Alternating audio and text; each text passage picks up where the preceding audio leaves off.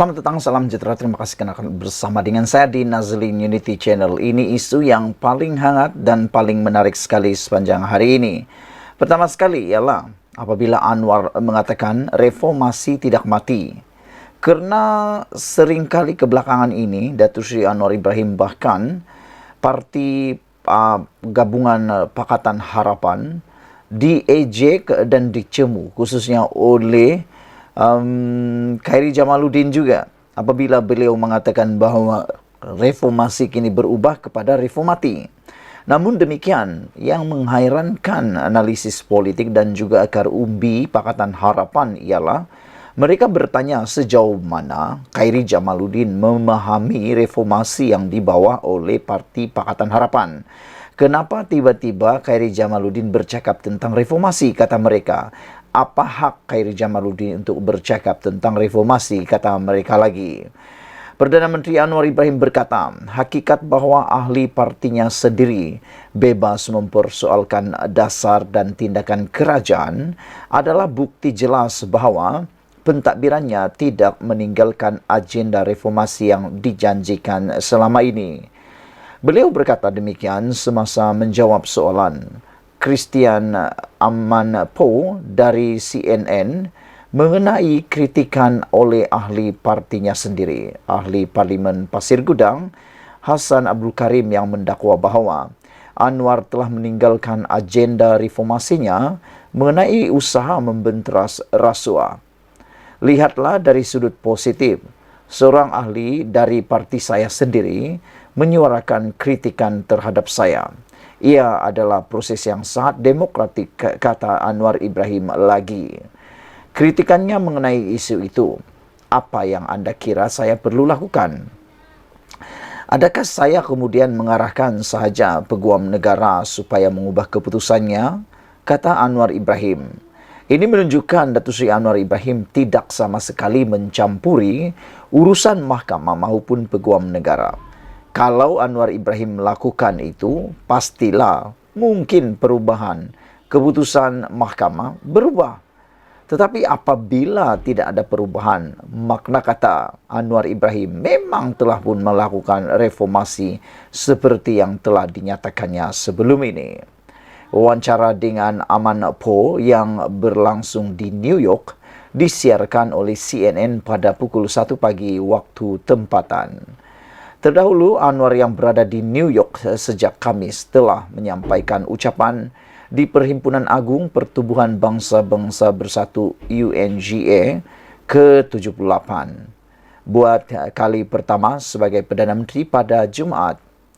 Perdana Menteri juga ditanya mengenai kes mahkamah yang melibatkan Menteri Besar Kedah Muhammad Sanusi Maknor yang didakwa kerana membuat kenyataan berbau hasutan terhadap Sultan Selangor, dan Amanpour turut mempersoalkan sama ada ia sekali lagi bertentangan dengan agenda reformasi yang dijanjikan.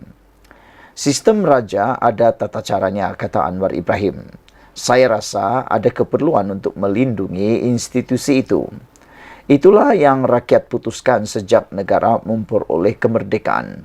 Itulah sistem yang kami warisi, kata Anwar Ibrahim.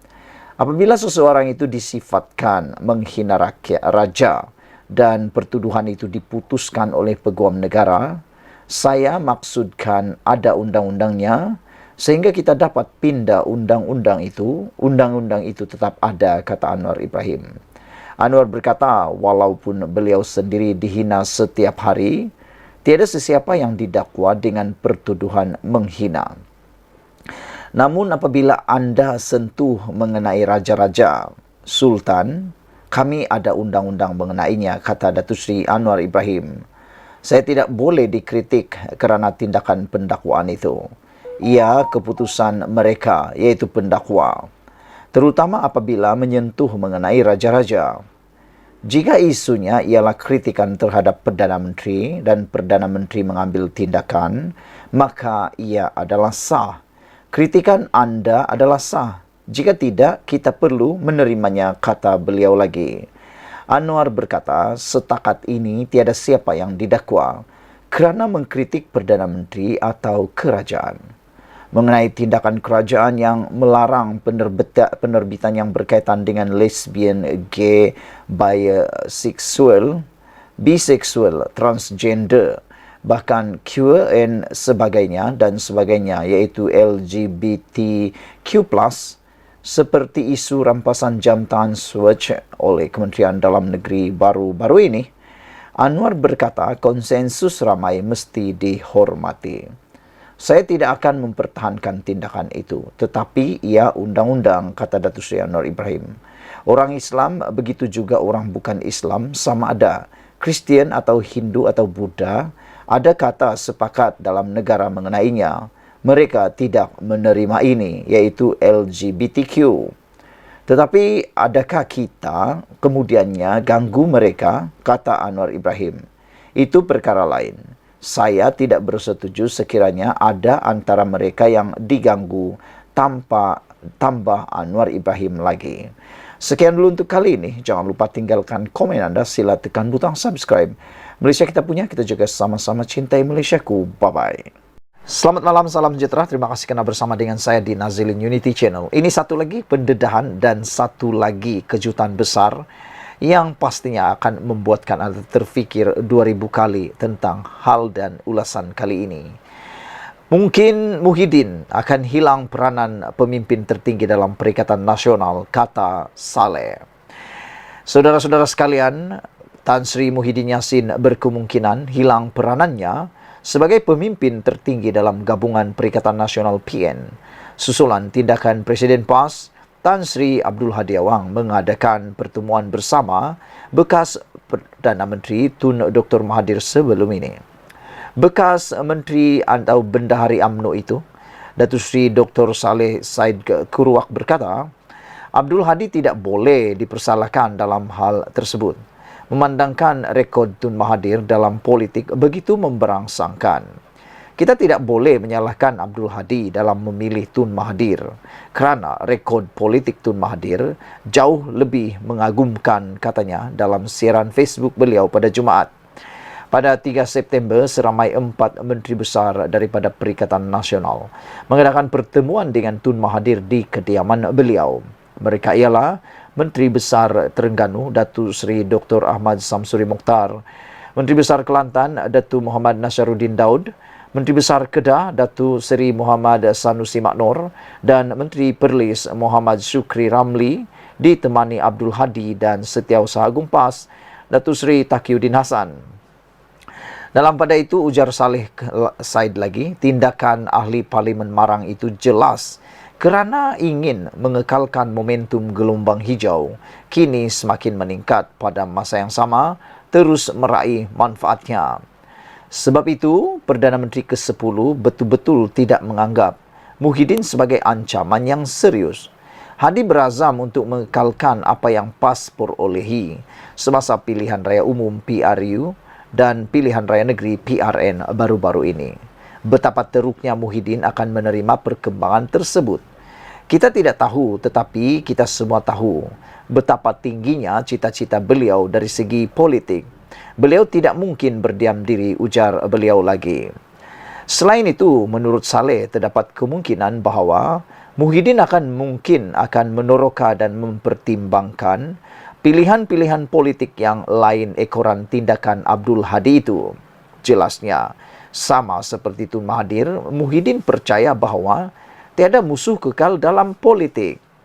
Beliau masih Presiden Parti Pribumi Bersatu Malaysia Bersatu. Dia harus bergantung pada dirinya sendiri untuk menjaga kepentingan dan cita-cita politiknya. Perkembangan politik itu mungkin dilihat sama ada sebagai ancaman atau peluang politik oleh kumpulan pemikir dalam Pakatan Harapan PH, jelasnya lagi.